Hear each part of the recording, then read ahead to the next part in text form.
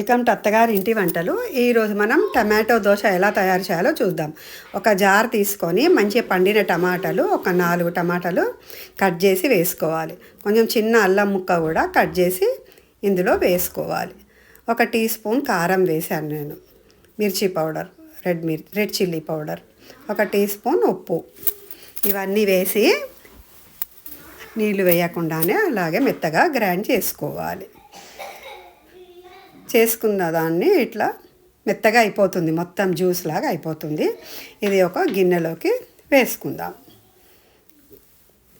ఒక గిన్నెలోకి వేసేసుకొని అందులో కొంచెం మనము మళ్ళీ జార్లో కొద్దిగా వాటర్ వేసి కడిగి కూడా ఇందులోనే వేసుకోండి. అంతలోపు మనం 1 కప్పు బియ్యం పిండి, 1/2 కప్పు ఉప్మా రవ్వ, ఈ 2 రెడీగా పెట్టుకోండి.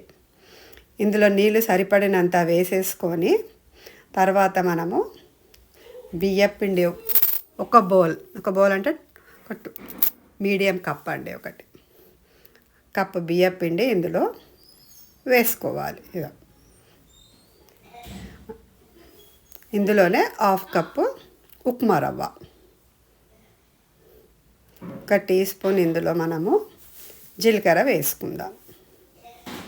1 టీ స్పూన్ జీలకర్ర వేసుకోవాలి. మనం ఆల్రెడీగా టమాటా జ్యూస్ చేసినప్పుడే మనం ఉప్పు వేసాం కదా, మళ్ళీ చూసుకొని తగినంత వేసుకోండి అవసరం పడితే.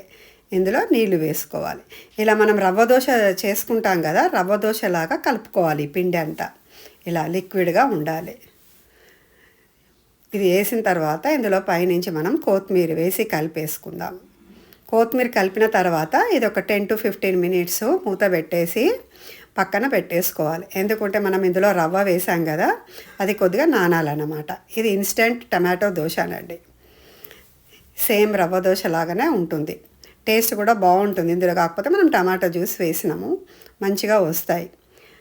మామూలుగా దోశలు మనం ఎన్నో రకాలు చేస్తూనే ఉంటాం కదా, ఇలా ఒకసారి ట్రై చేసి చూడండి.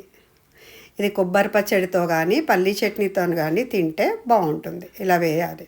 ఒక గ్లాస్ కానీ గిన్నె తీసుకొని మీకు ఎలా వస్తే అలా ఇలా వేసేసుకోండి. మంచి హోల్స్ వస్తాయి. మీడియం ఫ్లేమ్లో కాల్చుకోవాలి. పిండి అంతా కొంచెం ఇలా గట్టిపడిన తర్వాత పైనుంచి కొద్దిగా ఆయిల్ కానీ గీ కానీ వేసుకోవాలి. మనం ఏది తింటే అది వేసుకోవచ్చు. చిన్న ఫ్లేమ్, మరీ చిన్న కాకుండా పెద్దగా కాకుండా మీడియం ఫ్లేమ్ పెట్టేసి ఈ దోశని మంచిగా కాల్చుకోవాలి. మళ్ళీ తిప్పేదే అవసరం ఉండదండి, ఈజీగానే వచ్చేస్తుంది. దోశ అంతా ఇలా అంటుంటేనే వచ్చేస్తుంది. ట్రై చేసి చూడండి, చాలా టేస్టీగా ఉంటుంది. నా ఛానల్ చూస్తే మీకు నచ్చినట్టయితే సబ్స్క్రైబ్ చేయండి. Thank you.